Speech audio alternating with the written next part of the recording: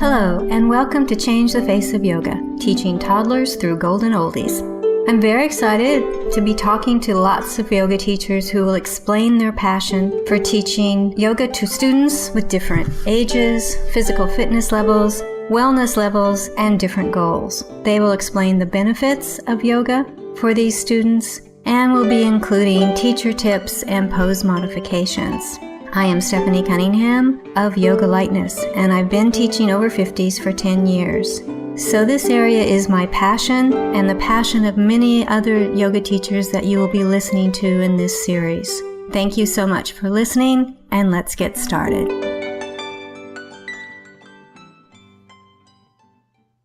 This is episode 58, and we're going to be talking about adjustments.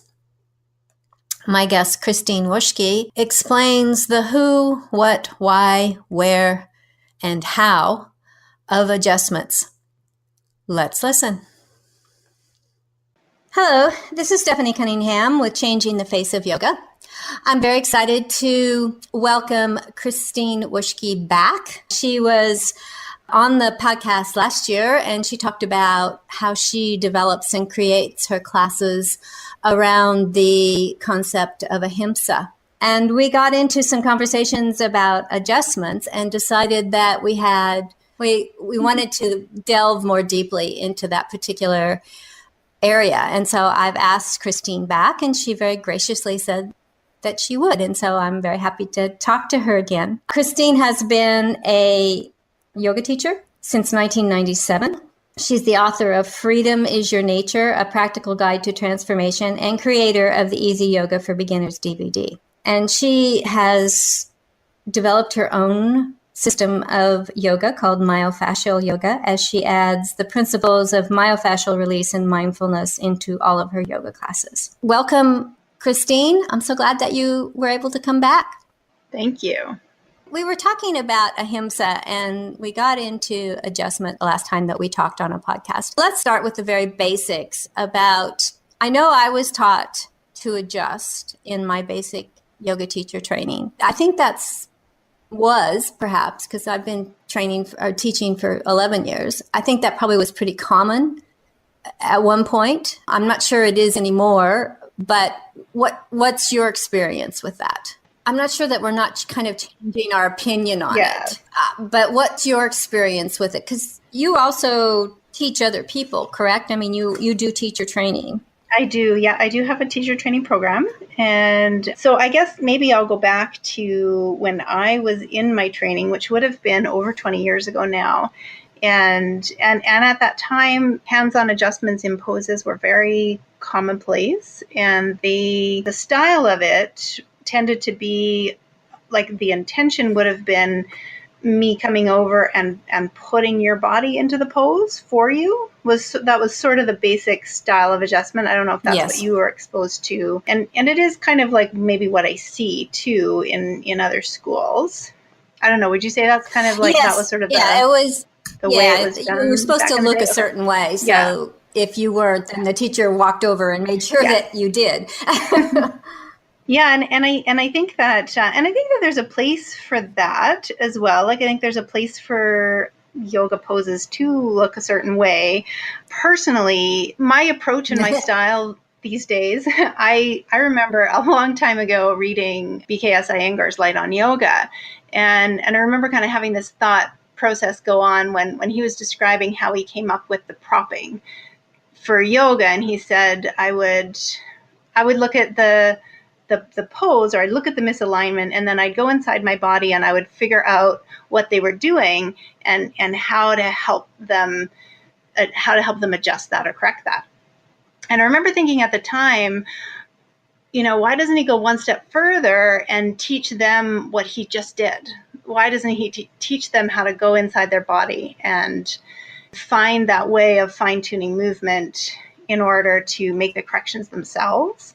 And this was probably a good 20 years ago. And I remember thinking at the time, okay, that's how I'm going to teach. That's I'm going to get people to figure out their own way from within. And then kind of fast forward to now. And of course, now I've taken a lot of extensive training in neuromuscular reeducation and somatics and myofascial release and all these schools and systems that really is the end game. That really is the goal, is that the student is uncovering their blind spots in their own way and relearning movement in their own way. That's kind of generally that's my approach, is, or sort of what I'm thinking about when I'm teaching, is how do I support and facilitate students to meet their goals, or like, why did they come to yoga and how can I support them to accomplish that? And B, like, how can I help them to uncover their blind spots, and maybe if there is a pattern of movement that has become dysfunctional for them, how can I help them to find that on their own? My adjustments come out of that place, like sort of come out of that intention. I'm kind of coming from an approach of, can I get them to make their adjustment from the inside out, versus can I put them into a shape, if that makes sense. And how do you do that? How do you cultivate that knowledge? Because I love the idea, but I'm sitting there going, how do you do that? Super tricky. How do you do that? I know, it's so hard. Okay. Well, I have formulated a couple of ways. And so to talk about that, I want to talk a little bit about the Hakomi process, because that was kind of how I figured out kind of how to accomplish that, was through my training in Hakomi to become a Hakomi therapist. And if you don't know about Hakomi, it's basically a somatic psychotherapy. So it's a body-centered, mindfulness-based form of therapy where it's all done in mindfulness and it's all done through the body. And the principles of Hakomi, I won't go into all of them, but the two that are most relevant for this talk would be mindfulness, nonviolence, actually, and a third, which would be organicity. And the principle of organicity is this notion that there is an intelligence within the body. So the intelligence that made the body would be the same intelligence that would be organizing the body toward health. That would be self-adjusting or correcting the body all by itself. And our role as therapists is to kind of attune with the client in such a way that they access their own organicity and they find that flow within themselves, or that, I don't know, maybe life force, for lack of a better word, within themselves that's already moving them toward health and recovery. And then the nonviolence, we talked about that a lot last time, and the mindfulness piece. And sort of what I discovered through that training was that there's a way to approach people, and there's a way to create a container of safety with people that facilitates or invites them to self-correct. That's maybe like an explanation, maybe not like a practical how-to, but just kind of an overview of the way. Yeah.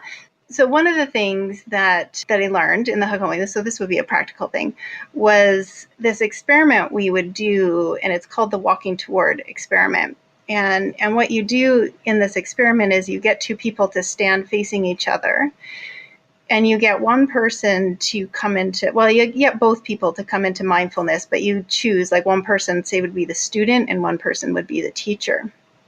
And whoever's taking that role of the student, they're going to come into deep mindfulness. So they're going to take a moment to slow their breath down and bring their awareness into their body and kind of settle in and get still inside. And then they're going to give a cue to the teacher person to, when they're there, to start walking toward them really slowly. And the purpose of this experiment is that the student who's in mindfulness, what they're doing is they're tracking their body. They're noticing what types of responses come up in their body as this person walks toward them. And when you're in deep mindfulness, and so I would definitely invite you to try this experiment out at some point, because it's quite impactful. But what you usually find out when you do it is, when you're in mindfulness, you're highly sensitized to movement in the room and proximity. And what most people will report, like, I'll do this experiment in my teacher trainings all the time because I really want yoga teachers to have this experience. But what they usually report is that when I was in deep mindfulness, wow, I had no idea how how aware I am of somebody entering my bubble or entering my space. And sort of that being kind of like a groundwork for even before we even start to talk about adjustments in teacher training, that we have had that experience of what it's like to be in the student role, to be in deep mindfulness, and then to be approached while they're tracking themselves and noticing every little kind of micro response in their nervous system.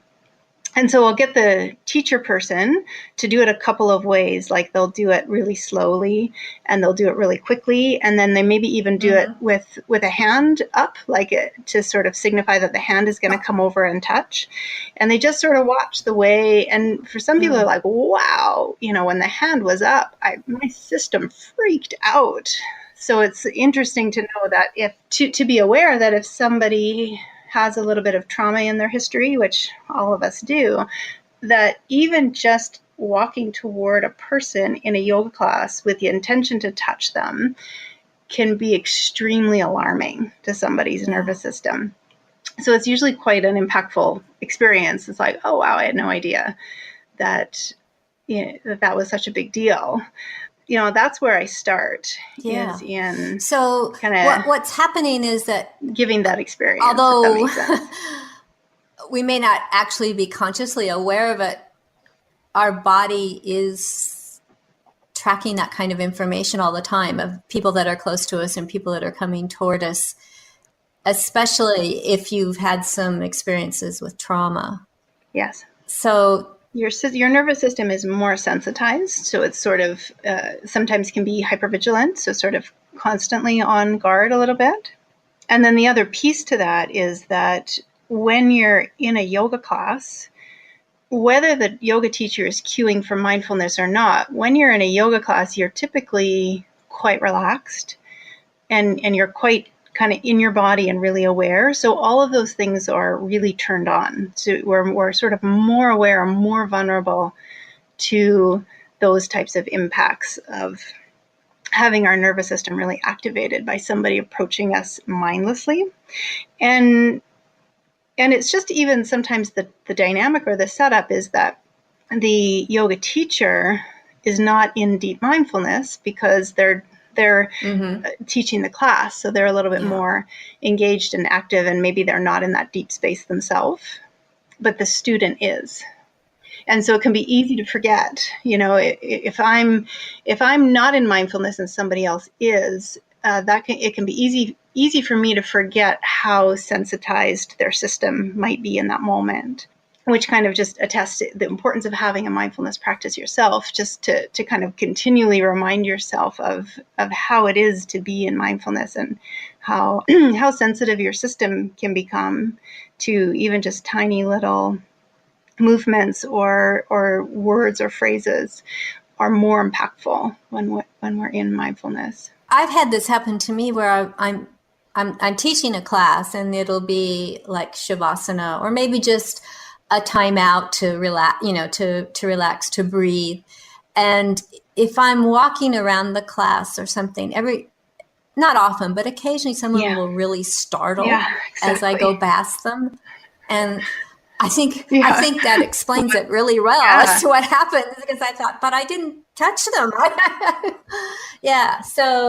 So that's really a good way, I think, to think about it, that people are much more sensitized That's exactly in a yoga class.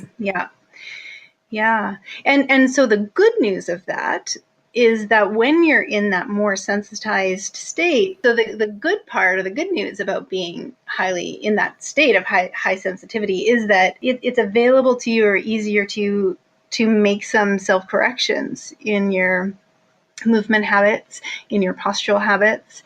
And that's the great thing. Like that's like the superpower of mindfulness, is that when we're in that state, every little movement is registered louder. And so that's a really good time to make movement corrections if we need to. So if I'm in deep mindfulness and I'm doing a really mindful cat and cow, I might be able to uncover a place of maybe somatic amnesia in my, here's this place in my spine that I don't really articulate well. And if I'm moving mindlessly, that's really hard to notice because I'm just in my default I'm in my default way of movement. But when I'm mindful, I'm more sensitized, so I can there's a better opportunity for me to make those kinds of changes. So that's the good part of it, but which is, I think, why we all do it, right? That's why we all keep coming back to yoga, and why we as teachers cue to get into mindfulness and to do their classes in mindfulness, because we see the benefits and we know the benefits, but it also comes with that piece of understanding that we're also more sensitized to and more vulnerable to kind of intrusions in our space. And so that's a really important piece to kind of know and balance out. If we have more sensitivity to how our bodies are moving, then how do we make that next step to know that, okay, so like your example, that your one part of your spine isn't really moving as smoothly as the rest, but is there also a way, or is it your intention that you actually do, through their own body and through their own movement, get them into, and this has quotes around it, correct pose? Or is that not really an intention at all? It's more just to so for me, my intention, so it's kind of like it's client-led or student-led yoga. So for me, my intention is to support them in what their intention is. Like in the Hakomi system, we talk about having an agenda as a subtle form of violence. So, I mean, this is a way to take ahimsa pretty deep. But if my intention and my goal is to really support my student in achieving their goal, then I need to kind of set my personal agenda aside while I'm in the teacher role. When I'm in the student role, I'll bring it back, because, my particular intention in my practice is probably a little bit different than because everyone has their own intention, which is a little bit different. So it would depend on what that particular student's goals and intentions are. And sometimes people come to yoga because they're on Instagram and they're seeing these beautiful pictures and they want to do that. They want to accomplish that. They want to be able to have the kind of aesthetic part of yoga be an accomplishment, be a goal that they've accomplished. And so who am I to kind of say, oh, well, that's not the point of yoga, or that's not so my role is more to support them in their goal. I also will kind of teach them, okay, that there's deeper layers of yoga, and here they are, and take what works for you and leave the rest. But if they really want that, they really want to master that scorpion pose, and they want to know how to do that, then there is that level of almost being like a yoga coach and saying, well, if you want to look like that, then you're going to need to be able to bring your knee over there, kind of thing. Does that make sense? So there is that side of it that sometimes that is the goal, and they do want to achieve a specific aesthetic pose for that photo shoot. But that's more the exception and not the rule. I throw that in just because I always say the answer is always, it's not that simple and it depends. So just to throw that out there, that sometimes they really do want that, but I think that is the exception, and I think the rule that the majority of people report to me anyway is that their goals of yoga are the deeper aspects of yoga, and they want to uncover places in themselves and heal, and they want to experience those mindful moments more often and bring that into their life. And so that whole end of yoga, that the last 4 limbs of yoga, are kind of where they want to progress in. So for those people, then it really is about mindfulness. Then it really is about encouraging them to be in their body and to move in a mindful way. And I'm just pausing because that's a big statement, be in your body. And I just need to put on my Hakomi hat just for a second to say that on the trauma-informed front, even just cueing for somebody to be in their body, that can be a very alarming thing. It can be potentially activating. And so it's good for teachers to be aware of that that not all cues land on all people in the same way. And so that's where the part of tracking the room comes in. So that's where being able to read bodies and being able to track the people. And if you see signs of activation or you see responses, that you can, Hakomi, we call it making contact with that. So it's like you're watching, and then if you see something like somebody freeze up, it's being able to make contact with that in a way that supports the principles, or in a way that is not violent. So in a way that's going to help that system to recover. I don't know if that's too much information for what we're getting into. No, it's interesting. It's really interesting. You were saying that it should be their intention, and it should your goal as a teacher is to provide them the tools or whatever for their intention. I'm wondering from a therapeutic point of view that they may not even be aware that yoga can help them with some of these things, and so I'm trying to put those two things together. Yeah. And I mean, that could actually be their goal, is because sometimes it is, right? Sometimes their goal is for you to help them find their find their goal. Yeah. You know what I mean? Like sometimes that they are coming to you to get clarity in what they need or what they're looking for. Yeah, so there is a time for directive, for you to kind of take charge, and then there's a time for you to follow. And I think that's always kind of changing depending on what's going on in that person's body. But I think from a therapeutic side, like if we look at things like muscle imbalances, and we look at habitual movement patterns that are potentially leading toward dysfunction, that is one reason why we would adjust, because that would fall under the safety category. And that would be another goal as the teacher, is that my goal as a teacher is that I'm helping to facilitate safety in the room on a lot of levels, but particularly physically. So it sounds like you're doing that really well, like when you're teaching them about ways that their movement can translate into their life and actually have greater safety in their lives. That is a valid reason for offering adjustment. Yeah, for sure. Okay, I was getting a little upset there because I was thinking I really do direct. I mean, and as you get to know a class and they are with you for a long time, then that becomes less and less of an issue. It's more like, in fact, a lot of... It's true, because you have a relationship with them now. Yeah, exactly. Yeah, a lot of times I've started classes and said, well, what do you want to work on today? Yeah.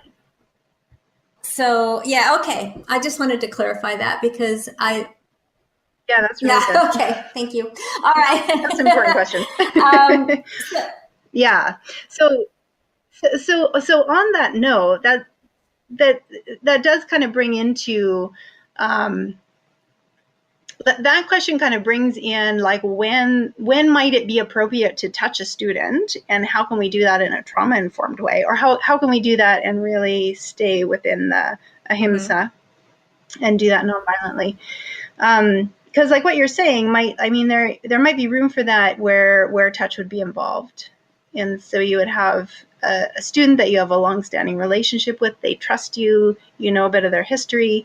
And let's say that they're okay with touch. Like, that they've given consent and they trust you and there's safety established. And so all of those pieces are in place.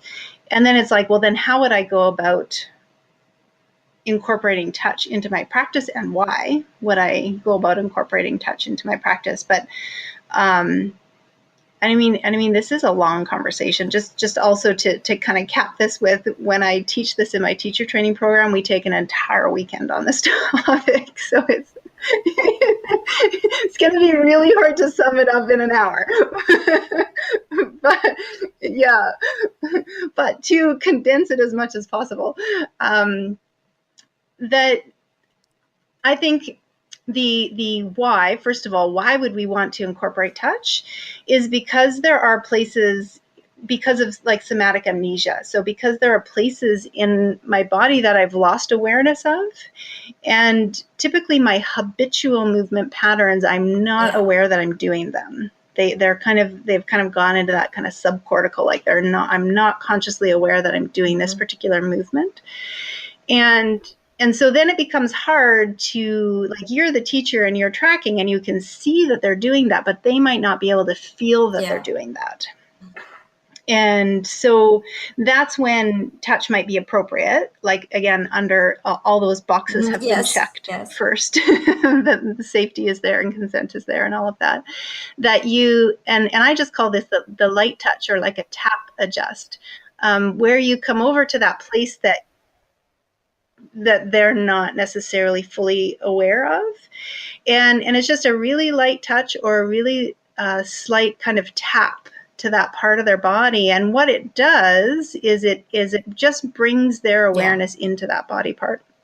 And then with the appropriate cueing at the same time, you're kind of helping them do the adjustment from the inside out.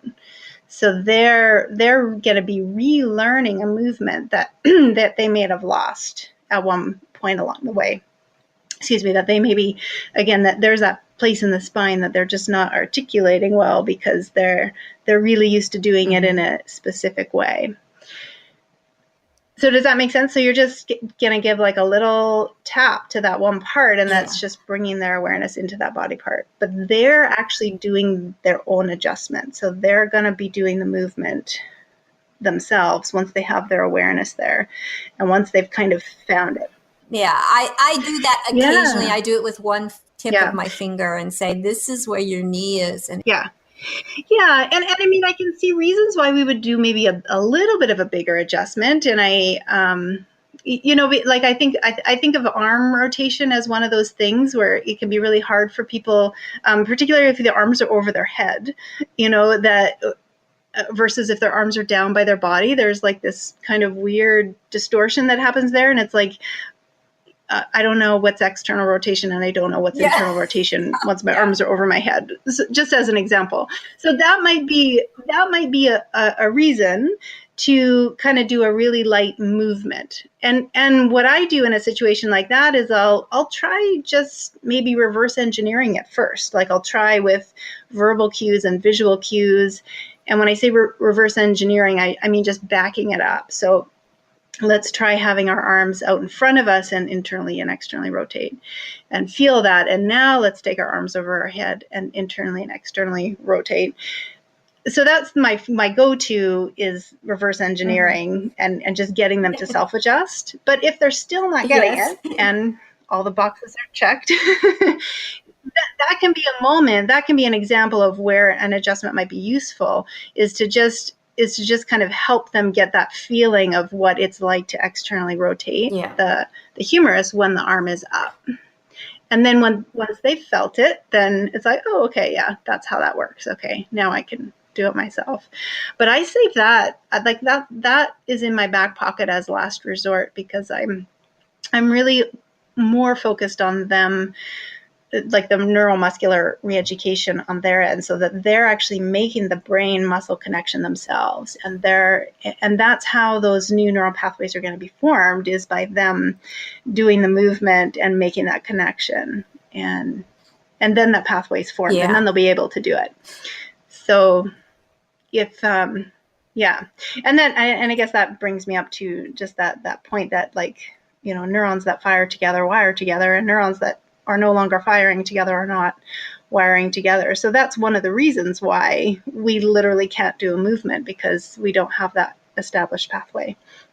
So that can be one of the benefits of yoga is kind of uncovering new movements that we're not used to doing, is going to kind of create these new pathways. And then over time they will be able to do them, and then they will build the appropriate strength to be able to do them safely. When we think about adjustments, I like the way that you're thinking about it. You're thinking about it very differently than I was taught. And I do have to say I was taught a while back. So, it may have changed since then. But Yeah, same. I think it is interesting to think of how people move and that they may not be totally aware of how they're moving. Is that especially my students will come in with a series of aches and pains and this hurts and that's why I like yoga, because I go away and it doesn't hurt anymore. And yet, it's an hour a week. And so you're going, well, maybe you should think about when this happens and when it occurs and what you've been doing.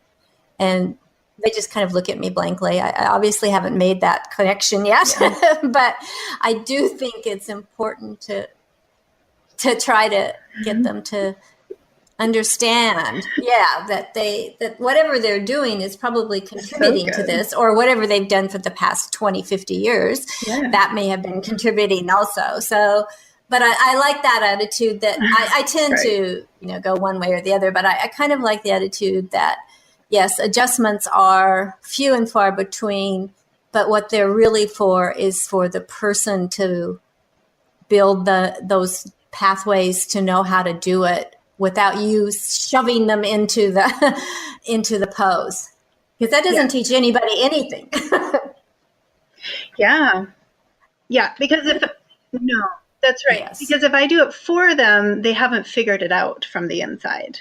So so when they're figuring it out from the inside, that's what's facilitating those those pathways to be forming. So them going through the experience of learning that movement is beneficial to them, because that's what's helping to establish the pathway. And if I put them into the pose, so it may be good in the sense that they've felt it, so they've got that kinesthetic, like, oh, it's like that, and then that might be a way to assist them in figuring out from the inside down the road. I talked to my friend about she's a neuroscientist, and we were talking about learning the second toe lift. Have you ever heard of that? I don't know if you've got bare feet, you can try it with me. Okay, same. So so it's just a little thing of like going through, like you lift your big toe and leave the other toes down, and then you lift your 3 middle toes and leave your big toe and pinky toe down, and then you see, like, can you lift your second toe and leave all the other ones down? And you'll probably find you make funny faces when you do it. Because for balance purposes, I do a lot of stuff with toes and feet in my classes for my older students. And we do some of this, but I've never just tried to get up the second toe. I think I'll add that to my group. Yeah, it's famous, the famous second toe lift. And so what my neuroscience friend recommended, because I was like, how, it's so hard. And it's because we've worn shoes for so long, it's like that pathway just got sloughed off. Like and so to bring it back is going to take it's going to be a process to bring it back. So her recommendation was like, help it, like to actually bring your finger under your toe and get your finger to do it. But that's actually still facilitating the pathways to start to form until the connection's been made. And once the neural connection's been made, it's going to be easier, but then you still are going to have to go and build the strength. So you're still going to have to actually be able to, train for it. And I'm putting train in air quotes. Because what I have them do is I'll have them put down the big toe, the little toe, and leave the 3 middle toes up. And then I'll have them do the opposite, where you bring up the big toe and little toe and leave the 3 middle ones down. And lots of times they'll bend over and just pick up the 2 toes, And I've never understood why, but they're building neural pathways. So that's good. Excellent. Yeah, they are. Yeah. And so I use that as an example to kind of go into, like, why might we want to do an adjustment? Why might I want to do a hands-on adjustment for something like external arm rotation or some other type of movement that maybe they've lost the Yeah. connection to. So there might be a moment where it's appropriate to provide that help, that I may be doing it with them, not necessarily doing it for them, but I'm kind of finding out what's the appropriate load that I can help you find so that you can still do it yourself, but that you have enough support and so we're not overloading something. And so that's one reason where it'd be very appropriate and useful. But again, I don't know if we need to go into trauma-informed care at all, but I like to kind of take that angle of the sort of trauma-informed approach where you're creating the environment of safety before we even get that far down the road where we're going to be providing a hands-on adjustment, that we've established the safety first and we've established the relationship and the consent and all of those things. We've had several people come on about trauma, but I really like what you've said here because I think it's a very different way to look at adjustments. Yeah. Having them understand what they're doing. Kind of take a little while to learn.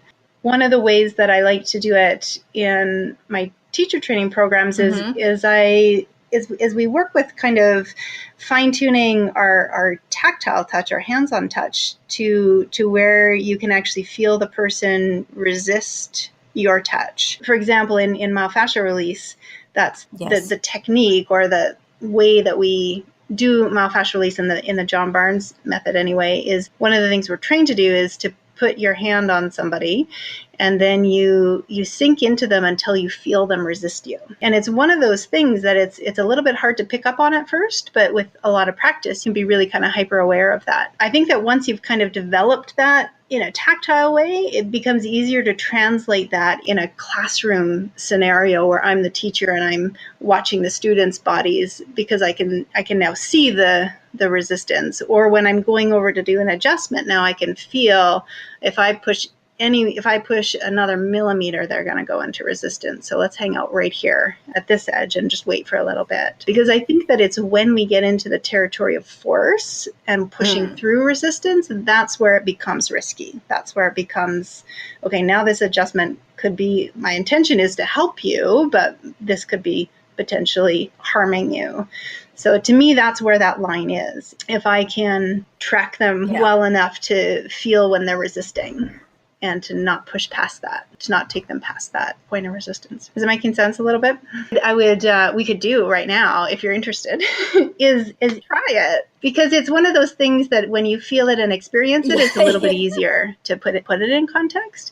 Is to even just, like if you're sitting, just put your hand on your thigh and just really slowly let your hand just increase the pressure. So start to sink your hand into your thigh muscle. And see if you can find the moment where your thigh muscle resists that pressure. Yeah, you found it? Good. I was going to say, it's a little trickier to do on yourself because you trust you. Right there. Yeah. But when you try it on another body, yeah, that's true. You felt it, hey? And the more you play with that, like in a hands-on way, like on your leg, or if you have a spouse, it can be something that you do as a little experiment. Can I try something on your back, honey? Just to see if you can. I just want to see if I can feel something. Because the more you play with that and practice that, the more that can translate into, it starts to pop out at you. You start to see it a little bit more in class. And it is an important element to bring into adjusting, that if I can fine tune my touch that way, then it is going to be a safer adjustment because I'm really paying attention. And then I know that I'm not going to force them into a range that their body's probably not adapted to, that's where the injury territory, that's where we get into the potential for injury. It is. So it's really our sensitivity that needs to be. Yeah. Which is our own, that's our own practice as yoga teachers, that we have an established practice. And I think it really helps to have a mindfulness practice in addition to a movement practice of some sort, or even better, a movement in mindfulness type of practice. Yeah. Well, thank you, Christine. I'm so glad you came back. I really like this idea of how you go about doing adjustments. I never thought of it that way. I just, like I said, I was trained just to kind of put people into a shape. And I never liked doing that unless I saw some kind of adjustment thing I thought might be dangerous. I try not to do adjustments. I think I could work into, what I'm trying to do is have you be really more aware of your body in a very gentle way. But is there anything that you would like to tell the listeners? I can tell them how to get a hold of you if you'd like. I've got journeytolight@gmail.com. And Christine's website is www.freelyhuman.com. freelyhuman.com. Yeah. And I think I have a Facebook. Facebook.com is /let.your.heart.sing. I'm friends with Christine on Facebook, and she puts out lots of very interesting things. Right. So I can certainly recommend that. But thank you so much, Christine. I really enjoyed it. Is there anything you'd like to say? The only other piece I would add is to say that if it really, adjustments really depend on your particular scope of practice also. Like we didn't really talk about that, but if you're like a yoga instructor, if like with the 200-hour teacher training, it's a little bit different than when you were talking about with like a yoga therapist that maybe has 1,000 or 2,000 hours of training, and their intention is a little bit more on that therapeutic side. What I would say about that is really, before you go into thinking I'm going to adjust students' bodies, really get clear on why you are adjusting first. And because when that's clear, I think it is a little bit safer if I know why I'm adjusting. And then the other piece would be that what we talked about already is just really fine-tuning your own sensitivity of other bodies and your own body. And then the other thing is I would really recommend trying that walking toward experiment at least once in your life. Get to experience that. Okay. Find a willing participant that will do that with you. Thanks so much, Christine.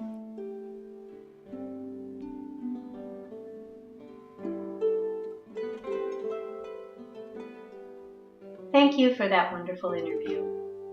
If you would like to be a guest on Changing the Face of Yoga, please go to my website, www.yogalightness.com.au, and under the Changing the Face of Yoga tab, you can complete Be Our Guest form. After reviewing the form and finding it applicable to this podcast, we will send you a link to schedule an interview. Please download, review, and tell your friends of any podcasts that are of interest to you and to them. If you would like to contact me, send an email to info@yogalightness.com.au. And thank you for listening to Changing the Face of Yoga.